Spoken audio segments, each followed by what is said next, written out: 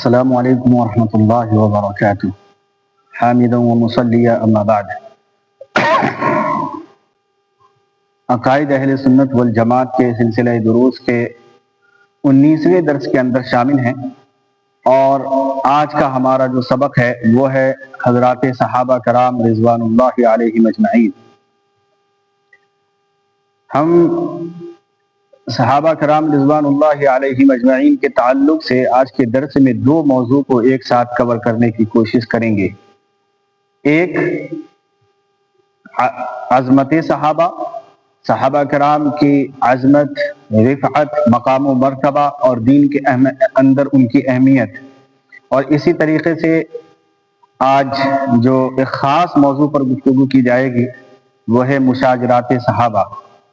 چونکہ یہ دونوں موضوع اول کے نسبت میں جو دوسرا موضوع ہے وہ انتہائی نازک اور حساس ترین اہم موضوع ہے، لہذا میں آج ہی کے درس میں کوشش کروں گا کہ اپنے وقت مقررہ پر ان دونوں موضوعات پر کچھ گفتگو کر لوں۔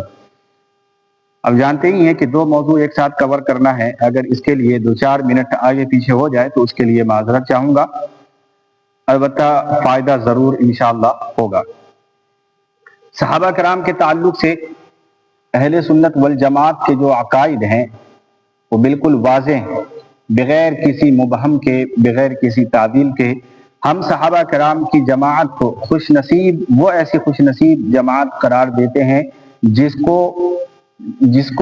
کسب فیض کا موقع رسول اللہ صلی اللہ علیہ وسلم سے براہ راست حاصل ہوا ہے۔ یہی وجہ ہے کہ یہی وہ جماعت ہے کہ ان کا پورا گروہ، تمام صحابہ، بچے سے لے کر کے بڑوں تک اور بڑوں سے لے کر کے بوڑھوں تک، مرد عورت تمام، جنہوں نے اللہ کے نبی علیہ السلام کو ایمان کے موجودگی کے اندر اللہ کے نبی علیہ السلام کا دیدار کیا اور پھر اسی دیدار پر اور اسی ایمان پر قائم رہتے ہوئے انتقال فرما لیے، تو وہ صحابہ کرام ہیں۔ اور ہم ان تمام صحابہ کرام کو اپنے عقیدت کا، اپنے ایمان کا اور اپنے جذبات کے اعلیٰ کسوٹی مانتے ہیں، اور ہم یہ سمجھتے ہیں کہ پورا کا پورا گروہ صحابہ راشد و مرشد ہیں اور راضی و مرضی ہیں، اسی طریقے سے تقی القلب ہیں، پاک دامن اور پاک باطن و ظاہر ہیں، مستمع و طاع ہیں، محسن و صادق اور موعود بالجنہ ہیں۔ یعنی یہ جو صفات گنائے گئے یہ صحابہ کرام کے ہیں، اور صرف یہی نہیں، ان کی صفات گنانے کے لیے اور نبی صلی اللہ علیہ وسلم سے ان کی رفاقت کو بتانے کے لیے انسانوں کی زبان، کم از کم میری زبان تو کافی نہیں ہے کہ میں ان کی عظمت اور رفعت کا احاطہ کر سکوں۔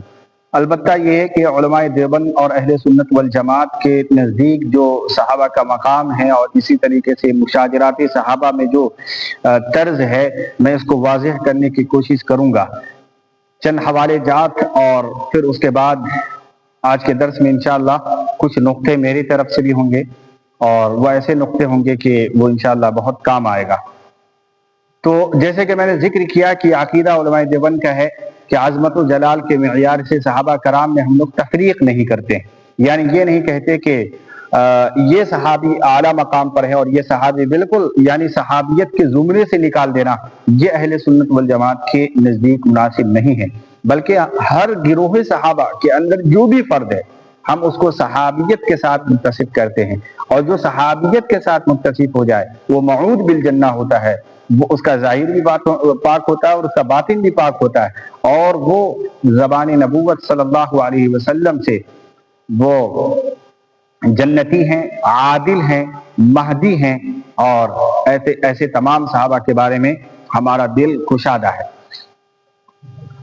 البتہ صحابہ کرام کے تعلق سے جو قرآن مقدس کی آیت جو میں یہاں پر پیش کرنے جا رہا ہوں، اس کو ایک حدیث کے ساتھ موقت کیا، اور یعنی گویا کہ صحابہ کرام نے یہی سوال جو ہے ایک دوسرے صحابہ سے پوچھا تھا کہ آپ بتائیں کہ صحابہ کرام کے بارے میں کیا معاملات رکھوں، تو ایک صحابہ نے جو دوسرے صحابہ کو جو جواب دیا، میں من وعن اسی جواب کو یہاں نقل کروں گا پھر اس کے اندر جو ہے آیت قرآنی بھی موجود ہے، اس کے ذریعے ہم استدلال بھی کریں گے، اور بہتر یہ ہوگا کہ اس کی پوری تمہید، یعنی اس قرآن کی آیت کی پوری تمہید اور پوری تشریح اپنے اعتبار سے آپ حضرات دیکھ لیں، اپنے کتابوں سے رجوع کریں، قرآن مقدس سے رجوع کریں تو زیادہ بہتر ہے۔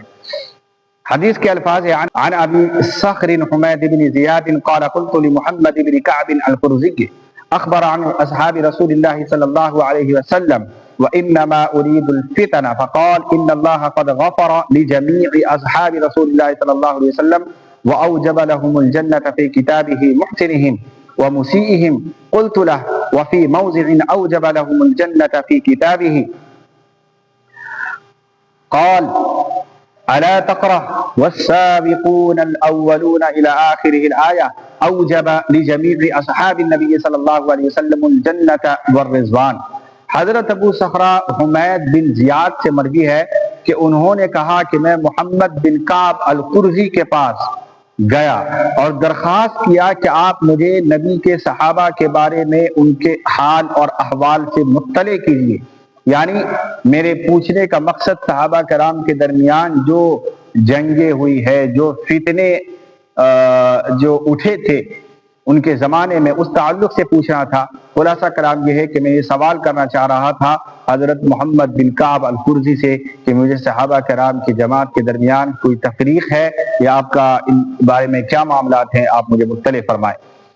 سوال سننے کے بعد انہوں نے کہا کہ اللہ تعالیٰ نے تمام صحابہ کرام کی مغفرت فرما دی اور ان کے لیے اپنی کتاب یعنی قرآن مقدس میں جنت کو واجب قرار دے دیا ہے، ان میں سے اچھے کام کرنے والوں کے لیے بھی جنت کو واجب قرار دیا، اور وہ شخصیت جن سے افعال کے طور پر ناپسندیدہ فعل سرزد ہو گیا، ان کے لیے بھی جنت کو واجب قرار دیا گیا۔ یعنی حضرت ابو صخرہ حمید بن زیاد نے پوچھا کہ کون سی قرآن کی آیت کے اندر ان تمام باتوں کو احاطہ کیا گیا، وہ کون سی آیت پڑھتے ہیں آپ جس کے اندر جنت کو واجب قرار دیا گیا ہو صحابہ کرام کے لیے؟ تو حضرت محمد بن کعب القرظی نے ارشاد فرمایا کہ والسابقون الاولون والی آیت نہیں پڑھتے، یعنی اس آیت کے اندر تمام صحابہ کرام کی برات اور ان کے جنت اور عادل ہونے کا ذکر موجود ہے، لہذا صحابہ کرام کو جنت اور رضوان خداوندی یعنی صحابہ کرام کے لیے واجب ہے۔ اس بارے میں جو محمد بن کعب القرظی نے بیان کیا بہت عمدہ ہے، بہت معتبر جواب ہے۔ اس کے علاوہ جو چند گزارشات جو میری طرف سے ہے آج کے مجلس کے اندر، وہ بھی سننے کے لائق ہے۔ میں یہ سمجھتا ہوں کہ اگر ہم اس باتوں کو اچھے سے ذہن نشین کر لیں تو کئی اختلافات ختم ہو جائیں گے۔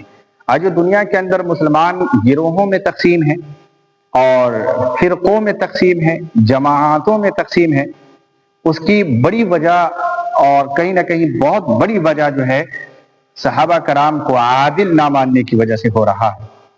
یعنی بعض افراد وہ ہیں کہ تمام صحابہ کرام کے ارتداد کے قائل ہیں نعوذ باللہ، جیسے کہ حضرات شیعہ۔ اسی طریقے سے بعض حضرات جو اپنے آپ کو مسلمان کہتے ہیں اور اہل سنت والجماعت کے دعوے دار کہتے ہیں، ان کو جب ہم دیکھتے ہیں تو ان کے نزدیک بھی صحابہ کرام کو عادل اور معیار حق تسلیم نہیں کیا گیا، بلکہ صحابہ کرام کو صرف اور صرف مسلمان مانا گیا ہے، اور وہ بھی تمام صحابہ کرام کو نہیں۔ اسی طریقے سے ایک جماعت ایسی ہے کہ جب صحابہ کرام سے کوئی ایسی حدیث جو ان کے لائق استدلال ہوتی ہے قبول کر لیتے ہیں، اور وہی صحابہ کرام کی جماعت میں سے بعض حضرات جو ان کے مزاج کو ٹکرا رہے ہوتے ہیں ان کا انکار کر دیتے، جس کی وجہ سے آج پوری امت کے اندر مسلمانوں کے اندر تفریق در تفریق پائے جا رہے ہیں، اور یہ تمام چیزیں صحابہ کرام سے عدم اعتمادی کی وجہ سے ہوا۔ لہذا ہم چاہتے ہیں کہ آج کے مجلس میں اس چیز کو جان لیں کہ اہل سنت والجماعت کسے کہتے ہیں۔ یعنی آج ہم فیصلہ کر لیتے ہیں کہ اہل سنت والجماعت کا گروہ کسے کہا جاتا ہے، اور ساتھ ساتھ میں ہم یہ بھی فیصلہ کریں گے کہ ملت کا معنی کیا ہے، مسلمان کا معنی کیا ہے، یعنی اہل سنت والجماعت کون ہے، اور ملت واحد جس کو صحیح دین اور سیدھا راستہ بیان کیا گیا. اور ایک حدیث جو ترمذی شریف کی ہے وہ بھی ذکر کروں گا کہ ان درمیان میں کیا تلازم ہے اور کیا ان درمیان میں کوئی تفریق بھی کرنا ضروری ہے جس کی وجہ سے ایک انسان کو ارتداد سے، ان کے اوپر کفر کے فتوے لگنے سے بچایا جا سکے. انشاءاللہ آج کی مجلس میں بڑی وضاحت کے ساتھ ان چیزوں کو بیان کرنے کی کوشش کروں گا. لہذا سمجھ لیجئے، سب سے پہلا مسئلہ یہ ہے کہ اہل سنت والجماعت کون ہیں. اہل سنت والجماعت امت محمدیہ علی صاحبہ الصلاۃ والسلام کی ابتدائی دور سے آج تک بڑا طبقہ اور سواد اعظم جس منہج، جس طریقے اور جس راستے پر قائم ہے، وہی راستہ جو ہے اہل سنت والجماعت کا کہلاتا ہے، جس کو زبان رسالت صلی اللہ علیہ وسلم سے نجات والا راستہ قرار دیا گیا. نجات والا راستہ. اور ذکر کیا گیا کہ ایک حدیث ترمذی شریف جس کا رقم ہے 2641 عن عبداللہ بن عمرو بن عاصم رضی اللہ عنہما قال قال رسول اللہ صلی اللہ علیہ وسلم تفترق امتی علی 73 ملہ كلهم في النار الا ملة واحدة قيل من هم یا رسول اللہ صلی اللہ علیہ وسلم قال ما انا علیہ واصحابی. یہ روایت میں نے ذکر کیا، یہ ترمذی شریف کی روایت ہے. ہم اس حدیث کو اپنا موضوع سخن بنا لیتے ہیں اور پھر اس کے بعد اپنے اسلاف کی جو عبارتیں ہیں ان کو بھی ذکر کر کے ہم ایک نتیجے تک پہنچنے کی کوشش کریں گے. اس حدیث کے الفاظ پر ذرا غور کیجیے. اس حدیث میں ذکر کیا گیا کہ تفترق امتی علی 73 ملة كلهم في النار الا ملة واحدة. اللہ کے نبی علیہ الصلوۃ والسلام فرماتے ہیں کہ میری امت 73 ملتوں پر تقسیم کی جائے گی، تقسیم ہو جائے گی، اور سوائے ایک ملت کے تمام ملت جہنم کے اندر جائیں گے. سب کے سب ناری ہوں گے سوائے ایک ملت کے، اور وہ ملت جو جہنم سے آزاد ہوگا، اور وہ ایک ملت جو رسول اللہ صلی اللہ علیہ وسلم کے ملت پر قائم ہوگا. اس ملت کی نشاندہی کے طور پر صحابہ نے پوچھا کہ وہ ہوگا کون؟ من ہم یا رسول اللہ، وہ جماعت کون سی ہوگی؟ تو اللہ کے نبی علیہ الصلوۃ والسلام نے ارشاد فرمایا کہ ما انا علیہ و اصحابی، کہ جو میرا اور میرے صحابہ کرام کے طریقوں کے مطابق میچ کرتا ہوا ملتا جلتا طریقہ ہوگا، یہی ملت واحد ہے اور یہی نجات دہندہ ہے. آج تک ہم نے سنا ہے کہ بہت بڑے بڑے حضرات بھی بیان کرتے رہتے ہیں کہ امت جو ہے 72 اور 73 فرقوں پر تقسیم ہوگی. حالانکہ یہ معنی میں یہ سمجھتا ہوں کہ غلط ہے، فرقہ نہیں کرنا چاہیے. امت 73 فرقوں پر تقسیم ہوگی اس حدیث کا معنی ہے ہی نہیں. حدیث کے الفاظ ملت آئے، یعنی یہ ملت تقسیم ہوگی 73 جماعت میں، فرقے تقسیم نہیں ہوں گی. فرقے ہزاروں کی تعداد میں ہو سکتے ہیں، اور آج دنیا میں آپ نگاہ اٹھا کر کے دیکھ لیں، یہ چیز آپ کو نظر آ جائے گی. بلکہ اس حدیث میں لفظ ملت ہے کہ میری امت جو تفترق امتی علی 73 ملۃ، کہ ملتوں پر تقسیم کر دی جائے گی، اور ملت کی تعداد 73 ہوگی. اس میں ایک ملت جنت کے اندر جائے گا، تمام ملت جو ہے جہنم کے اندر جائیں گے. اب فرقو یعنی فرقہ اور ملت کے اندر فرق ہے، اس کو سمجھ لیجیے. ملت دین کو کہا جاتا ہے، ملت طریقت کو کہا جاتا ہے، طریقہ کو کہا جاتا ہے. ملت کا انکار کرنے سے انسان کافر ہو جاتا ہے. یعنی اگر مان لیجئے کہ ملت کا جو مرکب ہے، ملت جن چیزوں سے مل کے بنا ہے وہ قرآن ہے، حدیث ہے اور صحابہ کرام کی جماعت ہے. قرآن کیوں ہے؟ یعنی اللہ کی ذات کیوں ہے؟ اللہ کی ذات اس بنیاد پر ہے کہ یہی تو مرکز جو ہے کائنات ہے. خدا ہی کی طرف صحابہ بھی رجوع کر رہے ہیں، نبی بھی رجوع کر رہے ہیں، پورا کا پورا دین خدا کو مان رہا ہے، تو خدا تو مرکز ہے. اب نبی جو ہے خدا کی بات کو مہمان پہنچانے والے ہیں، بتانے والے ہیں، انشراح اور تشریح کرنے والی ذات ہے. تو نبی کا راستہ بالکل سچا راستہ، اب نبی کو سمجھنے والے صحابہ کرام ہیں، تو نبی اور صحابہ کا ذکر اس روایت کے اندر موجود ہے۔ جب صحابہ نے پوچھا کہ وہ جماعت کون سی ہوگی، تو آپ نے فرمایا کہ ما انا علیہ، جس پر میں قائم ہوں، وہ اصحابی، اور میرے صحابہ قائم ہیں۔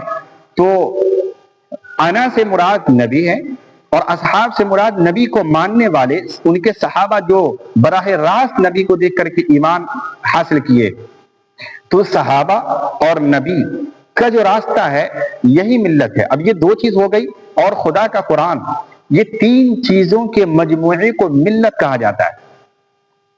اگر کسی شخص نے ان چیزوں کا انکار کر دیا، مان لیجئے کہ کسی نے صحابہ کا انکار کیا، وہ کافر ہو جاتا ہے۔ کسی نے نبی کا انکار کیا، کافر ہو جاتا ہے۔ کسی نے قرآن کا انکار کیا، یعنی خدا کا انکار کیا، وہ بھی کافر ہو جاتا ہے۔ دوسرے نمبر پر کسی نے صحابہ کی تمام، یعنی اس کی شخصیتوں کا انکار کیا، اس کے عدل ہونے کا انکار کیا، اس کے ایمان پر حملہ کیا، وہ بھی کافر ہوگا۔ بعض لوگ ہیں کہ جو اللہ کے نبی کو مانتے ہیں لیکن ان کی حدیثوں کو نہیں مانتے، صرف ان کی ذات کو مانتے ہیں، اور ان کی جو بات ہے اس کا انکار کرتے ہیں، یہ بھی کافر ہوں گے۔ نمبر 3، بعض لوگ خدا کو مانتے ہیں لیکن خدا کی کتاب کو نہیں مانتے، یہ بھی کافر ہوں گے۔ یعنی ہم کو ماننا ہے تو ذات کو بھی ماننا ہے، اور ذات سے نکلے ہوئے، یعنی وہ جو ہمارے پاس مسودہ ہے، شخصیت ہے، ان تمام کو ماننا ہے۔ یہ دونوں چیزوں کو ماننا ہے، تب جا کر کے مسلمان ہوتے ہیں۔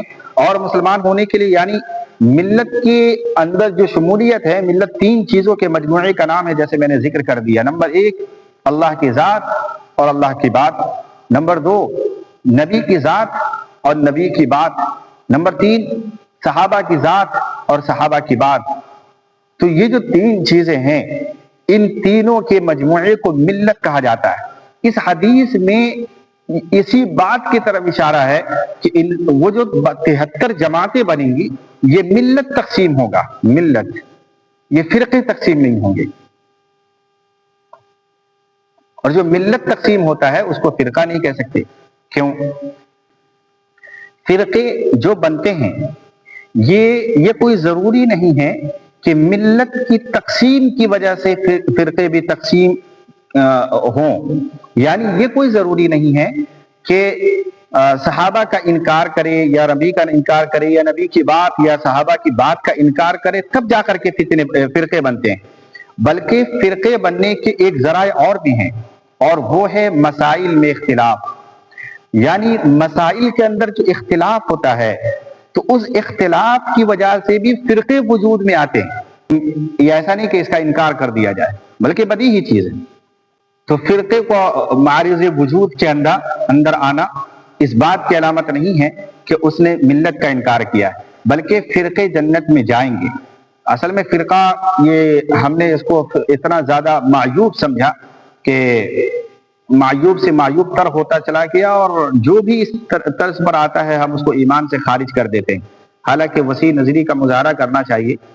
اصل میں فرقے جو تقسیم ہو رہے ہیں، فرقے جو بن رہے ہیں، یہ ہوتے ہیں اہل سنت والجماعت سے خارج شدہ۔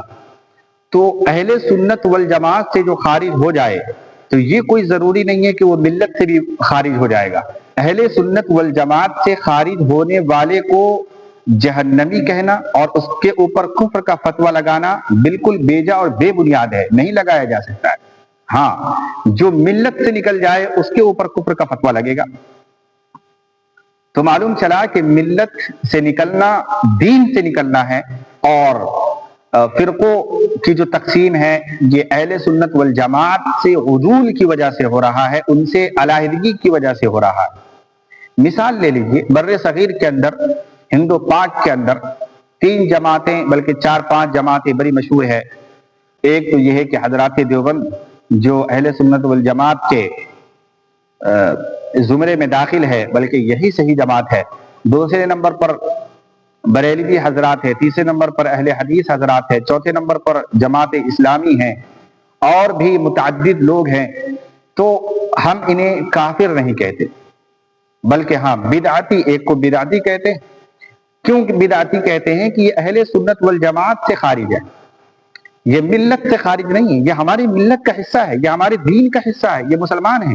ہم اس کو ملت شریعت اور ملت خداوندی اور ملت رسول سے فارغ نہیں قرار دیتے ہیں، اگر ان کو ملت سے نکال دیا جائے تو یہ لوگ مسلمان باقی نہیں رہیں گے. یہی وجہ ہے کہ ہم ان کے اوپر کفر کا فتویٰ نہیں لگاتے. ہاں زال مزل ہونا الگ بات ہے، یعنی فی الوقت گمراہ ہونا الگ چیز ہے، لیکن کافر بنا دینا اور اسلام سے نکال دینا یہ الگ چیز ہے. لہذا اس مسئلے کو سمجھنے کی ضرورت ہے.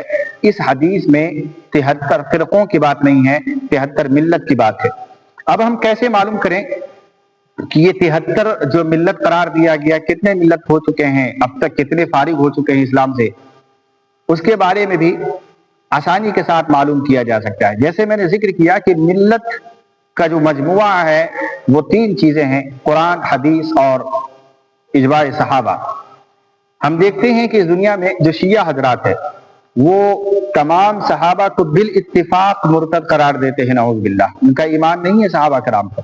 لہٰذا اب یہ ملت سے نکل گئے، چونکہ صحابہ کا انکار کیا اور صحابہ ملت کی اجماعی ثبوت میں سے، لہٰذا اب یہ نکل گئے. منکرین حدیث کو آپ اٹھا لیجئے. منکرین حدیث یعنی جو صرف قرآن کو مانتا ہے، حدیث کی تمام حدیثوں کا انکار کرتا ہے، اب یہ ملت سے نکل گئے کیونکہ اللہ کے نبی کا انکار کیا انہوں نے. ہاں ایسے لوگوں کے بارے میں ہمارا فتویٰ کفر کا ہے کہ یہ انسان کافر ہیں، مسلمان نہیں ہو سکتے. لہٰذا جو ملت کو مان رہے ہوں، جو 3 نصوص کو مان رہے ہوں، یعنی جو قرآن اور حدیث اور اجماع صحابہ کے قائل ہوں، یہ قطعاً کبھی بھی جو ہے کافر نہیں بن سکتے ہیں، وہ مسلمان ہی رہیں گے. البتہ اہل سنت والجماعت کی جماعت سے خارج شدہ ہیں. ہمارے اسلاف میں سے کئی ایک نام ایسے ہیں جن کی عبارتوں سے کہیں نہ کہیں یہ شبہ پیدا ہوتا ہے کہ انہوں نے ان حضرات کو بھی کافر ڈکلیئر کر دیا ہے جو ملت سے نہیں بلکہ اہل سنت والجماعت سے نکلے. لہٰذا ایسے موقع پر اصل میں جس طریقے سے اس حدیث کے اندر لوگوں کو اشتباہ ہو رہا ہے کہ ملت سے فرقہ مراد لے رہے ہیں، ایسے ہی ہمارے اسلاف کی عبارتوں سے بھی ان کو ایک اشتباہ ہوا کہ شاید ان کا کہنا یہ ہے کہ جو اہل سنت والجماعت سے نکل جائے وہ جہنمی ہیں. ایسا بالکل نہیں، بلکہ ہمارے اسلاف نے اس بارے میں بالکل صاف اور واضح مسئلہ بیان کر دیا ہے. آپ ایک عبارت دیکھیے، حاشیہ تحاوی علی درر المختار جلد نمبر 4 صفحہ نمبر 353 پر موجود ہے کہ فَعَلَيْكُمْ مَعَاشِرَ الْمُسْلِمِينَ بِاتِّبَاعِ الْفِرْقَةِ النَّاجِيَةِ الْمُسَمَّاةِ بِأَهْلِ السُّنَّةِ وَالْجَمَاعَةِ وَهَذِهِ الطَّاعَةُ النَّاجِيَةُ قد اجتمعت اليوم في هذا المذاهب 4 وهم الحنفيون والمالكيون والشافعيون والحنبليون رحمهم الله تعالى، ومن كان خارجا عن هذه ال4 في هذه الزمان فهو من اهل البدع والنار. اس کے اندر جو ذکر کیا گیا کہ اے مسلمانوں کی جماعت، تم لوگ اہل سنت والجماعت کی پیروی کرو. ایک تو یہ ہے کہ تم ملت کی پیروی کرو اور یہ ہے کہ اہل سنت والجماعت کی پیروی کرو. یہ دونوں میں سے سب سے بہتر طریقہ اہل سنت والجماعت کی پیروی کرنا ہے، کیونکہ ملت کی پیروی کرنے کا مطلب یہ ہوتا ہے کہ انسان آزاد ہو گیا جس اعتبار سے چاہے، اور اہل سنت والجماعت کی پیروی کرنے کا مطلب یہ ہوتا ہے کہ وہ روایات جو اللہ کے نبی علیہ الصلوۃ والسلام سے نکل کر کے صحابہ کے بعد تابعین، تابعین کے بعد اولیاء کرام اور بزرگان دین کے واسطے سے واسطہ در واسطہ ہم تک جو پہنچا ہے، اس لڑی کو جو سموئے ہوئے ہیں اس کو اہل سنت والجماعت کہتے ہیں. لہذا جو ان طریقوں پر چلے گا وہ تو دین کو بعین ہی اسی دین کو پالے گا جو اللہ کا پسندیدہ ہے.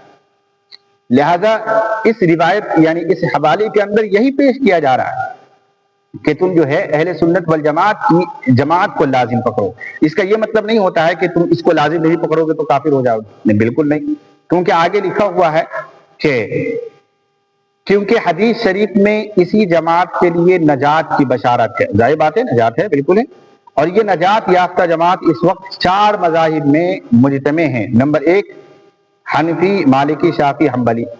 اب یہ جو بتایا گیا کہ یہ جو نجات دہندہ جماعت ہیں اس زمانے میں، یہ ان 4 مسلکوں کے اندر محفوظ ہے.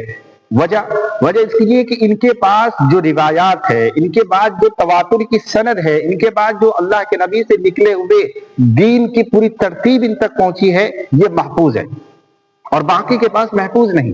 یعنی یہ 4 حضرات یہ دعویٰ کر سکتے ہیں کہ یہ بات میں نے ان سے سنی، پھر اس کے بعد جو یہ 3-4 واسطہ اللہ کے نبی تک پہنچتا ہے.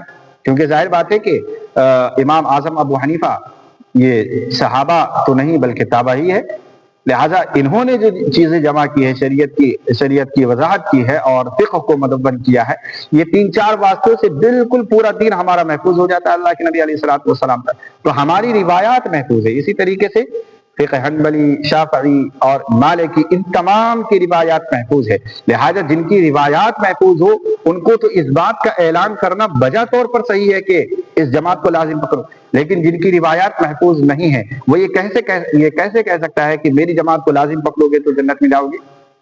لہٰذا ان عبارتوں سے کوئی دھوکہ نہ کھائے، بلکہ اس کا مطلب صرف یہ ہے کہ ہمارے اسلاف نے روایات کی پابندی کرنے کے اوپر زور دیا ہے کہ روایات سے الگ نہ ہوا جائے، اہل سنت والجماعت سے الگ نہ ہوا جائے۔ اس کا بالمقابل میں یہ نہیں ہے کہ جو اہل سنت والجماعت میں نہیں ہے وہ کافر ہے، نہیں، مسلمان ہے، ان کا معاملہ اللہ کے ساتھ ہے، اللہ رب العالمین چاہیں گے تو ان کو بخش دیں گے اور چاہیں تو اپنے اعتبار سے فیصلہ کریں، لیکن دنیا کے اندر جو فیصلے ہوں گے وہ روایات کے مطابق ہوں گے، وہ روایات پر ہوں گے کہ جن کے پاس روایات ہے اس کو ہم ڈکلیئر کر سکتے ہیں کہ یہ اہل سنت والجماعت ہیں اور یہ جنتی ہیں۔ اس لیے ساری باتیں لکھی ہوئی ہیں ہمارے اسلاف کی کتابوں میں۔ وقت نہیں رہا ورنہ میں ان تمام چیزوں کو اور زیادہ وضاحت کے طور پر بیان کرتا۔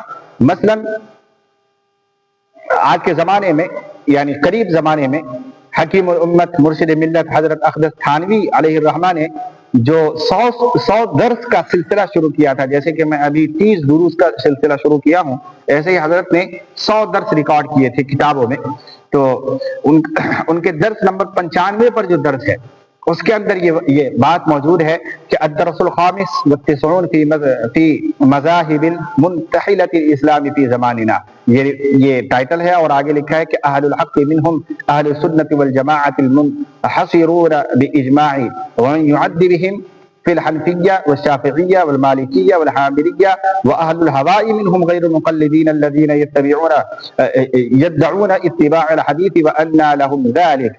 تو یہاں پر جو ذکر کیا گیا کہ بھائی ان مذاہب کے بارے میں، یعنی ہمارے زمانے میں جو مذاہب ہے جو اسلام کی طرف منسوخ کیے جاتے ہیں، اہل سنت والجماعت میں جو حنفی ہیں، مالکی ہیں، حنبلی ہیں، یہ سب ہے، اور اس کے علاوہ جو ہے وہ ہوا ہے۔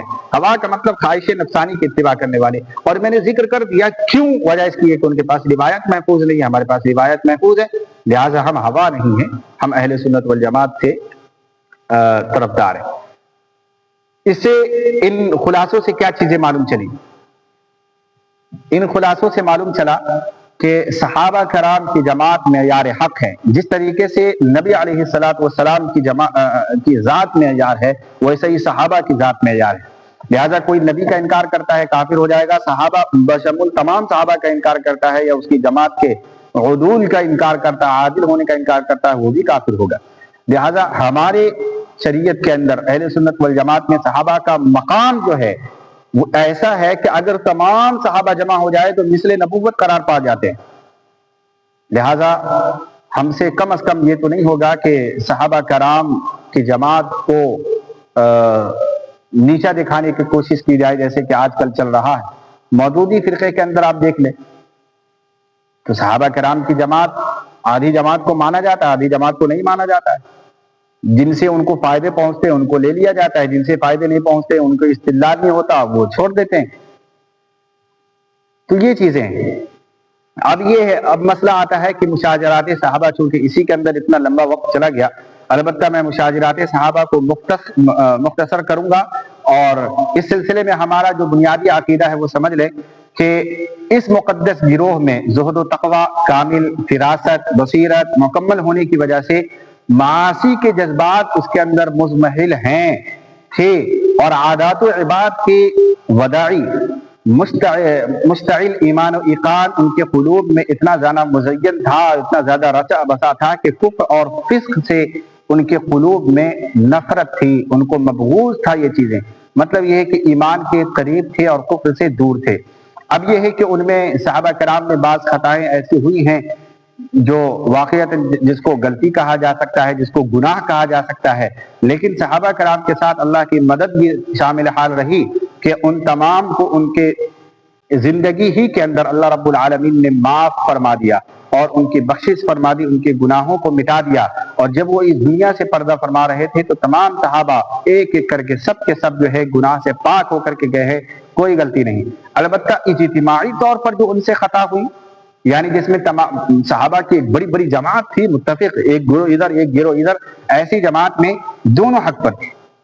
ہم یہ کہتے ہیں کہ جو معاملات ہوئے ہیں، جنگیں ہوئی ہے اور اس طریقے کا جو معاملہ ہوا صحابہ کرام کے درمیان میں، جس میں باہم صحابہ کرام کی بڑی تعداد، ادھر بھی بڑی تعداد، یعنی فرد واحد کا مسئلہ نہیں ہے. یہ فرد واحد کے طور پر اگر کسی نے غلطی ہوئی تو اللہ تعالیٰ نے معاف کر دیا. لیکن جو اجتماعی صورت میں نے ذکر کیا کہ صحابہ کا اجتماع قطعی ہوتا ہے، یعنی نبوت کے مقام تک پہنچ جاتا ہے. صحابہ کا جو مقام ہے اگر اجماع صحابہ کو ملایا جائے تو ہمارے لیے حجت ہے.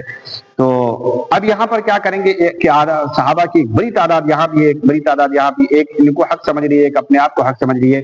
اب اس مسئلے میں علماء دیوبند اور اہل سنت والجماعت کا جو نقطہ ہے وہ یہ ہے کہ اصل میں یہ جو غلطی ہوئی ہے وہ اجتہاد کی بنیاد پر غلطی ہوئی ہے، اجتہاد کی بنیاد پر. یعنی صحابہ کرام کی دونوں میں سے ہر ایک جماعت اس بات پر مطمئن تھی، ان کے پاس قوی دلائل تھے نصوص کے طور پر کہ وہ حق پر ہیں، اور حق بجانب ہونے کی وجہ سے وہ جو ہے مخالفت کر رہے تھے سامنے والی جماعت کا، جس کی وجہ سے دونوں حاکم ہیں. اور جو اب خطا ہوگی تو انسانی بشریت کے مطابق خطا نہیں ہوگی، بلکہ خطا اگر ہو بھی گئی تو اللہ رب العالمین کی نگاہ میں ہوگی. البتہ ان لوگوں نے یعنی انسان ہونے کے ناطے سے اور بشری تقاضے ہونے کے ناطے سے جتنا اللہ کے احکام کی فرما برداری کرنے کی کوشش کی اپنے ذہن و دماغ کے مطابق کی، لیکن ہوتا ہے کہ انسان ہے، خطا کا مرکب ہے، غلطی ہو جاتی ہے، ایک سے بھی ہوتی ہے، جماعت سے بھی ہو جاتی ہے. لہذا صحابہ کرام میں جو ایسا معاملہ ہوا کہ دونوں جماعت آپس میں لڑی ہیں، اس میں ظاہر بات ہے کہ ایک دونوں حاکم تھے اور حاکم کے مطابق حکم کیا گیا. اب یہ ہے کہ اللہ کے نزدیک ایک محبوب ہیں اور دوسرے ان کے مقابلے میں ذرا کم ہیں، یعنی ثواب تو دونوں کو ملے گا، کیونکہ حاکم فیصلہ کرتا ہے جب تو عدل کر جائے تو 2 اجر ملتے ہیں، اور اگر عدل نہ کر پائے تو اگر خطا کر جائے تو اس کو 1 اجر ملتا ہے. یہی روایت جو ہے بخاری شریف کی روایت ہے. یہاں پر عن عامر بن عاصم رضی اللہ عنہما انه سمع رسول اللہ صلی اللہ علیہ وسلم يقول اذا حكم الحاكم فاجتهد فاصاب فله اجران واذا حكم فاجتهد ثم اخطا فله اجر. کہ حضرت رسول اللہ صلی اللہ علیہ وسلم نے ارشاد فرمایا کہ حاکم فیصلہ کرتے وقت اجتہاد کرے اور درست فیصلہ کرے تو اس کو 2 اجر ملتے ہیں. حاکم اگر فیصلہ کرتے وقت اجتہاد کرے اور فیصلہ میں غلطی کر جائے تو اس کو 1 اجر ملتا ہے. تو صحابہ کرام کی پوری جماعت کیونکہ حاکم کی حیثیت رکھتی تھی، حاکم کی حیثیت رکھتی تھی، یہاں پر بھی حاکم یہاں پر بھی حاکم، دونوں نے اجتہاد کیا. اب ایک کا اجتہاد صحیح ہوا، ایک کا غلط ہوا، ایک کو جس کا صحیح ہوا اس کو 2 اجر مل گئے، جس کا غلط ہوا اس کو 1 اجر مل گئے. اب ہم کون ہوتے ہیں اس بارے میں اشکال کرنے والے کہ آپ نے غلط کیا آپ نے صحیح کیا؟ بھائی دونوں عدل ہیں، دونوں حاکم ہیں، حاکم اجتہاد کر رہا ہے، اجتہاد میں غلطی ہو جائے وہاں پر بھی اجر ملتا ہے، اور اجتہاد میں صحیح بات پر فیصلہ کرنے 2 اجر ملتا ہے. یہ تو اللہ کے نبی نے کہا ہے، بخاری شریف کی روایت ہے جو نمبر 2 ہے اور صفحہ نمبر 1092 ہے. اس روایت کو دیکھ لیا جائے، حضرت عمرو بن عاص رضی اللہ تعالیٰ عنہ کی روایت ہے. لہذا یہ مسئلہ تمام حضرات کو، ہمارے اسلاف میں تمام لوگوں کو معلوم تھا. یہی وجہ ہے کہ حضرت عمر بن عبدالعزیز رحمت اللہ علیہ نے بہت ہی جامع قدم اٹھایا، بہت ہی دیانتداری کا جملہ ارشاد فرمایا. یہ مسلک علماء دیوبند کی کتاب ہے، صفحہ نمبر 25 پر یہ روایت موجود ہے کہ حضرت عمر بن عبدالعزیز فرماتے ہیں کہ تلکا دماء طہر اللہ عنہا ایدنا فلا نولس بیہا السنتنا. کہ جب اللہ تعالیٰ نے ہمارے ہاتھ کو صحابہ کرام کے ان چیزوں میں ملوث نہیں کیا، یعنی جب ہم اس زمانے میں تھے نہیں اور ہم کو محفوظ رکھا کہ ہم صحابہ کرام کے جو ہے ہاتھوں کو خون سے رنگین کریں، یعنی قتل و غارت گری یا فتنہ فساد میں یا لڑائی جھگڑے میں شریک ہو، جب ہم وہاں پر موجود ہی نہیں تھے اور اللہ تعالیٰ نے ہم کو محفوظ رکھا ہے، تو اب ہماری ذمہ داری ہے کہ ہم اپنی زبان کو بھی خاموش رکھیں. اللہ نے ہمارے ہاتھ کو خاموش رکھا تو ہم اپنی زبان کو بھی خاموش رکھیں. اس لیے علماء اہل سنت والجماعت کے سلسلے میں سکوت والا معاملہ ہے کہ ساکت ہو جاؤ، خاموش ہو جاؤ. اور تمام صحابہ کو عادل سمجھو، اور یہی بات سمجھو کہ جن سے غلطی ہوئی وہ اجتہادی غلطی تھی، 1 اجر ملے گا، جنہوں نے صحیح فیصلہ کیا ان کو 2 اجر ملے گا۔ اور سکوت کا معاملہ کرو، اور یہ پورے سکوت کا معاملہ کہاں کہاں پر کیا معاملہ ہے آپ اس کو دیکھ سکتے ہیں، یہ بھی روایت موجود ہے، معاذ القبول کے اندر یہ روایت موجود ہے، اور اسی طریقے سے فتاوی ریاض العلوم جلد نمبر 1 میں روایت موجود ہے کہ اجمع اہل السنت والجماعت علی وجوب السکوت عن الخوض فی الفتن التي جرت بین الصحابۃ بعد قتل عثمان واسترجاع على تلك المصائب التي اصیبت بها هذه الامة واستغفار لقتلها، واما الحروب التي جرت فكان لكل طائفة شبهة اعتقدت تصویب نفسها بسببها وكلهم عدول ومتأولون في حروبهم وغيرها۔ حضرت عثمان رضی اللہ تعالیٰ عنہ کی شہادت کے بعد حضرات صحابہ کرام کے درمیان رونما ہونے والے فتنوں میں پڑنے سے خاموشی پر اہل سنت والجماعت کا اجماع ہے، اجماع، اور اس جماعت پر پہنچنے والے مصائب پر استرجاع کرنا یعنی انا للہ و انا الیہ راجعون پڑھنا بھی اجماعی مسئلہ ہے۔ اسی طریقے سے شہداء کے لیے جو شہید ہو گئے، جو صحابہ کرام کی جماعت جو صحابہ شہید ہو گئے، ان کے لیے دعا اور استغفار کرنا بھی اجماعی مسئلہ ہے، کر سکتے ہیں۔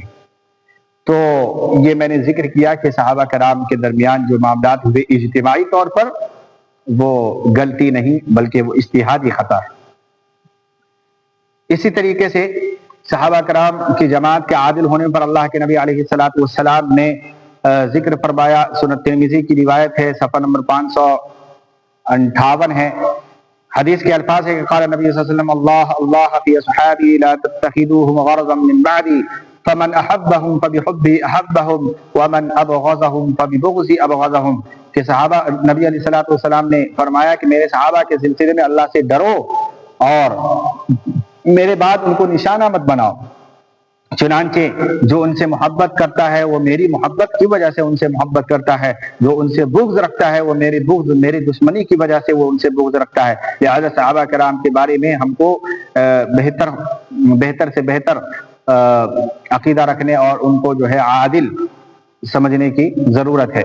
اسی طریقے سے ایک حدیث کے اندر مشکات المصابیح کی روایت ہے، صفحہ نمبر 500 یہ بھی 54 ہے، یہ روایت موجود ہے کہ قال نبی صلی اللہ علیہ وسلم اذا رأيتم الذين يسبون اصحابي فقولوا لعنت اللہ علی شرکم۔ نبی صلی اللہ علیہ وسلم نے فرمایا کہ جب تم ایسے لوگوں کو دیکھو جو میرے صحابہ کو برا بھلا کہہ رہے ہو تو تم اس کے اوپر اللہ کی لعنت بھیجو کہ یہ بہت بدترین مخلوق ہے جو صحابہ کرام کو برا بھلا کہہ رہا ہے، اور یہ کہو کہ اس کے اوپر خدا کی لعنت، اس کے اوپر رسول کی لعنت، اس کے اوپر تمام انسانوں کی مؤمنین کی لعنت۔ اسی طریقے سے آج کا جو ماحول جو محرم کے زمانے میں خاص طور پر ہمارے ہندوستان میں ایک بہت بڑے علامہ نکل کے سامنے آتے ہیں، ویڈیو بناتے ہیں اور حضرت ابن معاویہ کے اوپر الٹا سیدھا کہتے ہیں، ان کو سمجھ لینا چاہیے، بلکہ ہم میں سے جہاں تک میری بات جائے اور جبھی بھی ایسے حضرات جو صحابہ کرام کے اوپر لعن تان کرے تو وہاں پر ان کے اوپر لعنت بھیجو۔ یہ جو ندوی قسم کے لوگ موجود ہیں، نقدی ندوی، اور اسی طریقے سے ان کو لعنت بھیجنے کی ضرورت ہے۔ اللہ رب العالمین سے دعا فرمائیں کہ اللہ رب العالمین ہمیں صحیح منہج، صحیح مشرب علماء اہل سنت والجماعت علماء دیوبند کے ساتھ قائم رہنے کی توفیق عطا فرمائے۔ وآخر دعوانا ان الحمد للہ رب العالمین۔